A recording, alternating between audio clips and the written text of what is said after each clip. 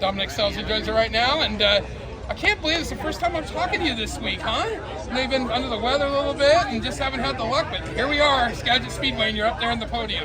Yeah, I felt like we've had great speed all weekend, but just had some scenarios keep us out of the front, and ran out of fuel leading the race on Sunday night. I'm not gonna really talk about that. I'm still a little upset about that, but we were great last night. We were even better tonight. I feel good. Hard charger? Even better.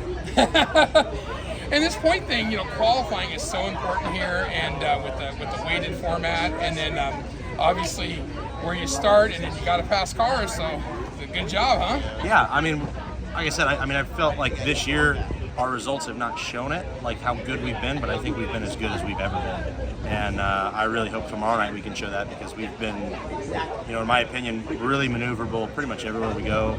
Really consistent car-wise, just the wins aren't coming as easy as what they were. Not that they were ever easy, but it seemed like things would kind of fall to us, and now I feel like they're kind of falling away from us, when we get to the ends of the races. So we just got to keep working hard. I truly feel like we have the best race car in the pit area right now. I think we've got a phenomenal, awesome race car, top, bottom, middle, doesn't really matter.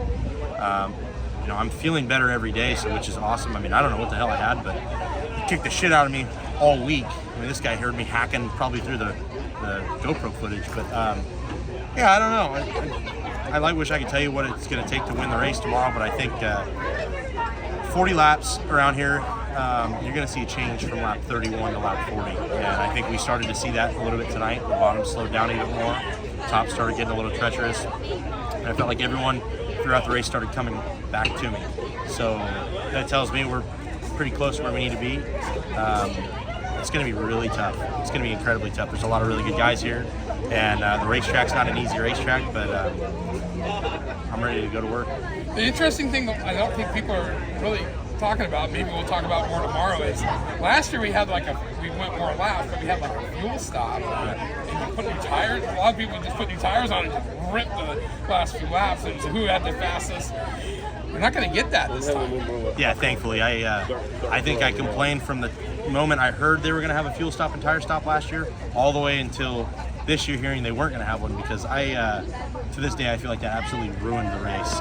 And it did. It definitely ruined the race. So that was a terrible call. I get 50 laps for whatever God knows reason, but we're race car drivers, and we have to learn how to save our tires. And if we can't do that, then we don't deserve to win. And I'm glad they got that through their heads this year. So 40 laps is the right amount of laps.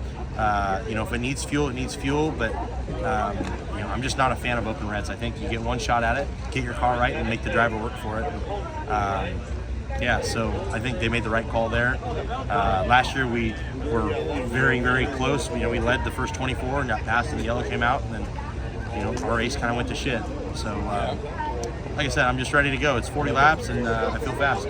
And this race means a lot to just not you, but Jimmy Carr.